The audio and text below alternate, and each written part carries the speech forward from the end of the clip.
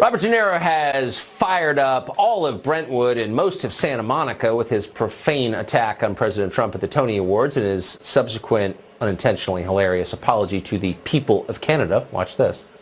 I'm going to say one thing. Trump. I just want to make a note of apology for the idiotic behavior of my president. And I apologize to Justin Trudeau, too, and the other people at the G7. It's disgusting. A lot of people get deeper and more thoughtful as they get older. That is not the case with Robert De Niro, but he's getting a lot of support from Hollywood. What does this mean for American politics, though? Does the image of rich actors swearing at the president at an awards show help the president or hurt him? Joe Piscopo hosts the Joe Piscopo Show in De Niro's hometown, New York City. He joins us now from the streets of that metropolis of 8 million. Joe, great to see you. Tucker, great to see you from the Bronx, New York. Our Lady of Mount Carmel right here. We're at a big St. Anthony festival, so I'm getting my blessings. God bless you, my son. Good for you. I feel blessed. So what effect does this have on normal people, do you think, who weren't in the audience or aren't Huffington Post charter subscribers? How do they react to Robert De Niro's speech, his two-word speech? Well, from the streets of the Bronx here, you know, Belmont Avenue and Arthur Avenue, the great Italian-American community, we idolize Robert De Niro. I have great respect for the brilliance of Robert De Niro. But to go on live television, you know, from New York, I'm telling you, this will ensure Donald Trump's election in 2020. To be that reprehensible and to be that vulgar on live television, and again, I have such immense respect for this man, but it will resonate with the rest of the United States of America, because what the president has done, you have to give credit for. The G7 summit was a negotiation. The president said, you know President Trump announced a negotiation. And then when he goes and he sits down with Kim Jong-un, this is monumental. It's epic. It's historic. And the country is embracing it. And North Korea is embracing it. We're talking about peace here. And just to get one of your heroes to be that vulgar on live television, Tucker, that doesn't play across the rest of the United States. It's kind of a weird response because, I mean, isn't the argument against Trump that he's vulgar? But it's kind of hard to make that argument if you're screaming F Trump at an awards show. Yeah, that's exactly right, you know. I mean, it'd be great if Bobby De Niro got up there and said, I heard some things. I heard things. I heard some things. That, you know, he could have fun with it, you know. Are you talking to me? Are you talking to me? But you're absolutely right. And the brilliance of Broadway, you know, the greatest entertainers in the world to me are on the Great White Way.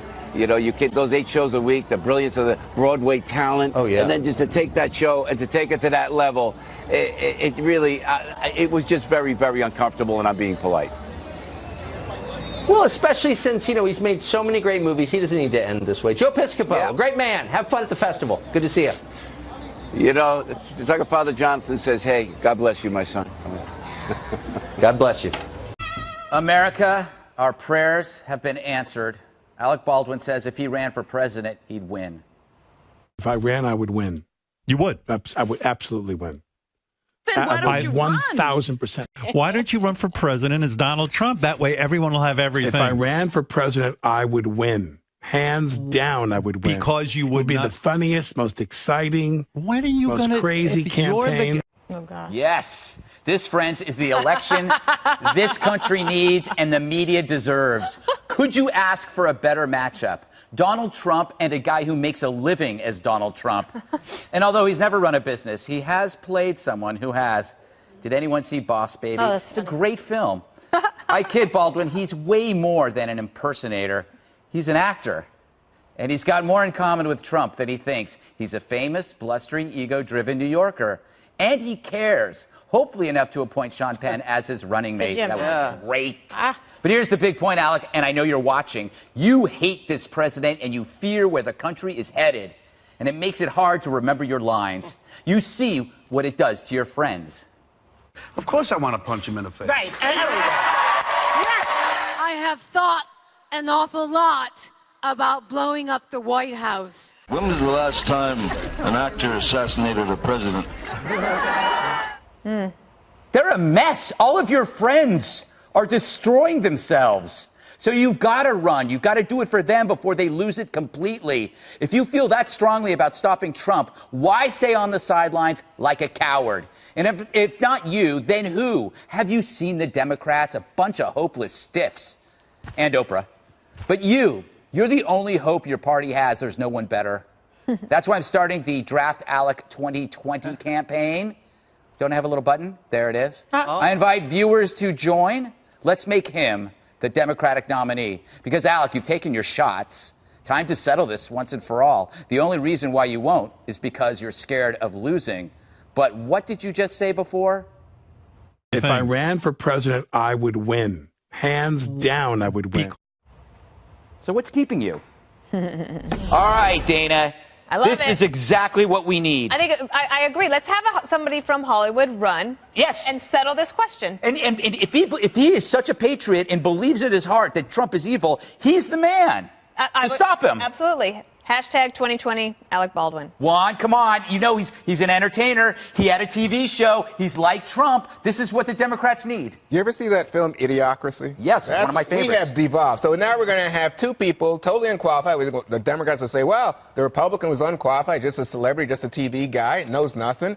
And he goes off and he runs and he won. So Alec Baldwin says, hey, I'm a better entertainer. I'm a better actor. So I can beat him hands down. I mean, he said he thinks that Trump will fire Mueller. He said he thinks that Trump just said to Kim at the summit, oh, just say you're going to denuclearize because I need that for my reelection. So, I mean, it's like an absurdity. I mean, it's like a joke. But the thing is, we're all living through it. Yeah, I think I could see a ticket, Kimberly. Yes. I could see it. And he is the face of the resistance. I mean, he plays Trump every Saturday. Yeah, so you're saying, saddle up. Yes. Come on, cowboy. If you think you're put your money where your mouth is. Absolutely. And when you look at the cast of characters, of alternatives in the Democratic Party, who are you going to have? I mean, when you think about it, I mean, would Sean Penn be on the lead of that ticket or Baldwin? Who would you have? Besides, I mean, the only one actually probably is like Oprah Winfrey. She would be good and normal. But other than that, Alec Baldwin would be absolutely entertaining. Jesse, what can you say? I would say we finally found a candidate that hates reporters more than Trump. Didn't Baldwin punch reporters in the face and smash their cameras? Trump hasn't even done that. I listened to the interview live. I love Howard, Baba Booey. And Howard was very tough and very fair. He didn't really take a side. But this guy's obsessed with Trump. He was on with Howard for an hour and a half, kept bringing the conversation back to Mueller. He thinks they're these secret apprentice tapes that are long lost that show Trump saying all this stuff. But I do think, and just looking at him, he looks like a president. I actually kind of like him when I listen to him. Look at Baldwin. I mean, I can see that guy in the Oval Office. He did joke that if he did run for president, he'd spend the entire summer in the Hamptons. Yeah. So I don't know how serious he is. He did say he's not running because he said his wife wouldn't be with him. What about executive time? That's going to ruin the Hamptons. Well, Trump has executive time. He spends the mornings in the White House bedroom. The similarities. He hosts TV shows like our president. He's a brash New Yorker. Great hair. He's known among the ladies. Great hair. Huge ego and a colorful past. I just don't know why. If you know 100% or 1,000% that you can win, then run. Then run. I mean, what is it, Alec? I know he watches this show. I heard that this is his favorite show. Is that yes. Yeah. And then I'm his favorite host. I heard that too. I can tell. Yes. All right, he just keeps getting lower and lower. I'm not kidding. Robert De Niro, probably a good actor, using last night's platform at the Tony Awards to leave the prompter to say this about the president. I'm going to say one thing. Trump. It's no longer down with Trump. It's Trump. Good job. Another reason not to watch Meet the Parents or Meet the Parents 2. Here to weigh in is our panel, Fox News contributor Lisa Booth, who I've met in person, and Democratic strategist Antoine Seawright, who I've yet to meet in person. I'm surprised you still have me back. I know. It's unbelievable. Antoine, real quick, is this over the top even for you? I probably wouldn't use the choice of Sunday school words that he used last night. However, I do think he speaks to the frustration, anger of a lot of people in this country on the left and the right. But if you are surprised or pissed off about the language he used, then you have to look at the President of the United States and some of the language he used, calling NFL players SOBs S-hole countries, rapists and thugs for Mexicans. I mean, this type of language is accepted in Trump's America. Well, that's true. Some stuff was behind closed doors, not at the Tonys. Lisa, what about the tone? Does this show that Robert De Niro has a limited vocabulary if you don't give him a script? Absolutely. Look, it just shows how feckless the resistance movement is. They offer no solutions. They offer no substance. And so what they do is resort to using the F-bomb and the C word, like what we saw with Samantha Bee. So I think it's really pathetic. And all I think it really does is embolden President Trump and bring more people into his camp. Yeah, it doesn't.